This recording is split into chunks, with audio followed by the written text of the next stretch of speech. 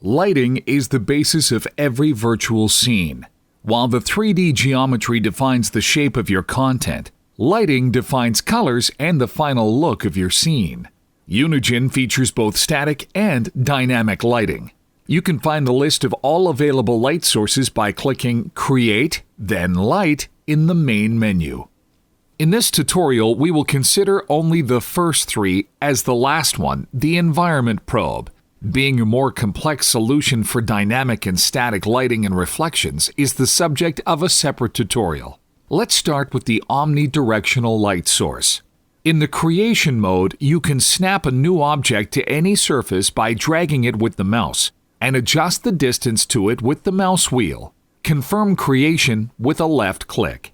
The Omnilight source is a point-emitting light in all directions, and realistically reproducing shadow cast, it also affects shading of transparent surfaces and particles.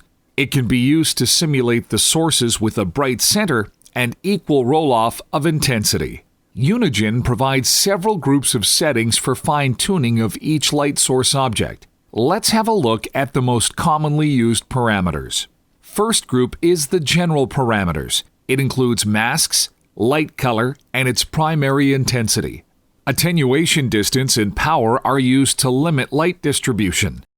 We can simulate various area lights by changing their shape. You can see how the specular highlight is changing depending on the shape of the light source and the roughness of the surface. There are 4 simple shapes supported, allowing us to create various interior and outdoor lights, such as light bulbs, office ceiling lamps, fluorescent lights, and so on. Omnilight lets us use a cube map texture for projection. It is a simple way to emulate multiple light sources and change lighting for the affected scene area with no extra performance cost.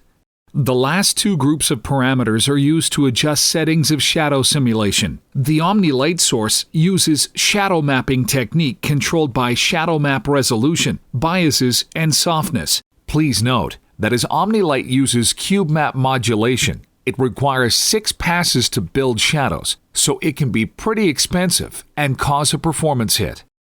The next light source is the projected light, that emits light from a single point in a cone shape oriented in a specific direction. It has almost the same common parameters as the Omnilight except for several unique ones, such as the field of view. This parameter defines the angle of the light cone, and the penumbra. This parameter defines the edge fall-off of the light spot. Using the projected light, we can create a textured spotlight or project an image onto a surface. Unlike the Omnilight, it requires only a single 2D texture to be used for projection.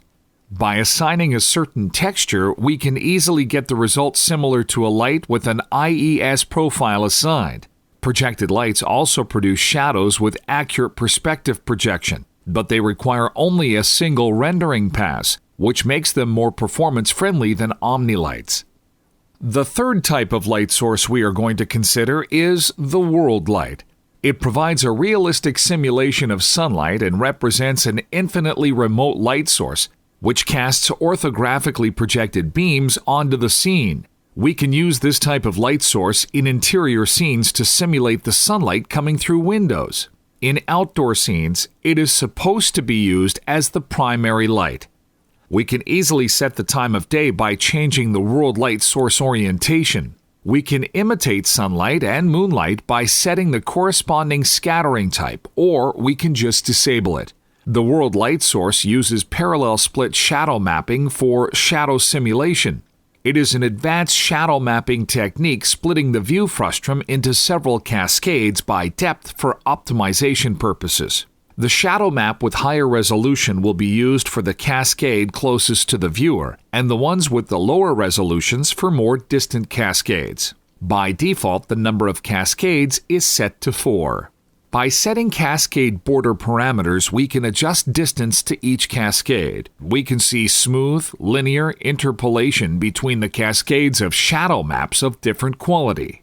Choose rendering, then shadow cascades in the main menu to enable visualization of this technique. This technique makes it possible to realistically illuminate huge scenes while keeping the performance high.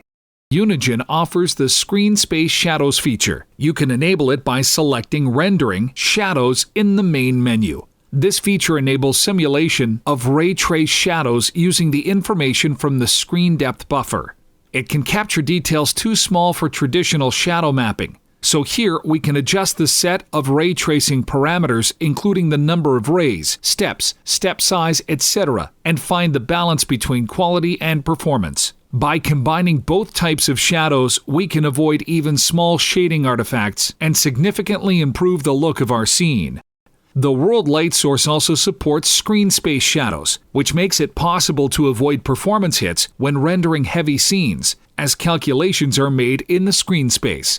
Making all these light sources work together requires some practice, but the well-tuned results are likely to be beautiful and realistic.